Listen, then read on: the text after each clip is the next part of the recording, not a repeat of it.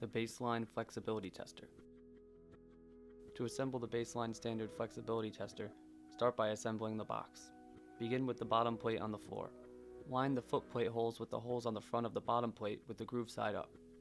Line both side plates with the holes on the bottom plate. The side plates should be positioned inside the lips of the front plate, top plate, and bottom plate. Insert each of the bottom screws from the outside and tighten each of the wing nuts on the inside.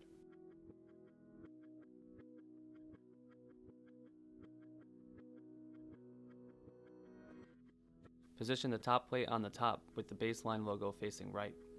The lips should cover the side plate and front plate. Insert the screws from the outside and tighten each of the wing nuts on the inside. A screwdriver may be needed to anchor the screw while tightening the wing nuts. Remove the backing from the self-adhesive chart and adhere it to a side of the box so that it is easily read. Assembling the slider. Insert the channel mount screws labeled D through the holes on the finger plate labeled B and put one Teflon spacer labeled F through each screw. Place the screws into the channel on the top plate. Insert another spacer into the screw under the top plate, followed by a spring and then a wing nut.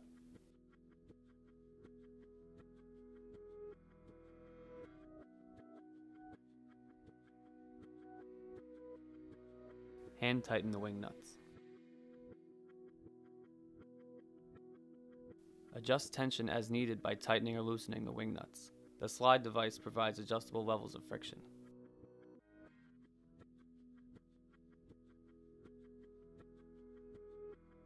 To assemble the modified flexibility tester, follow step 1 from the standard flexibility test.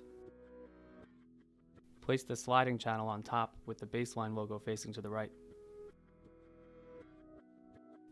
Insert the screws from the outside and tighten each of the wing nuts on the inside. Connect the slider to the sliding channel.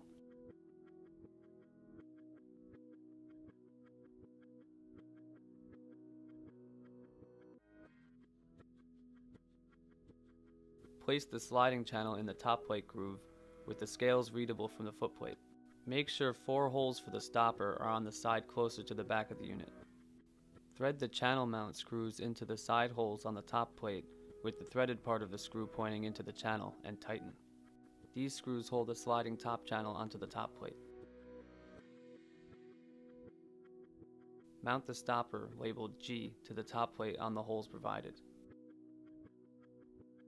This stopper is used with the modified flexibility tester to hold the sliding top channel at one location. The nuts on the stopper may have to be adjusted for the stopper to touch the sliding top channel.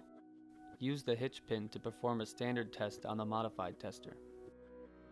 Align the sliding top channel and the top plate so that the hole around number 18 on the sliding channel is on the top of the hole on the top plate groove. Put the hitch pin through both holes and latch it closed.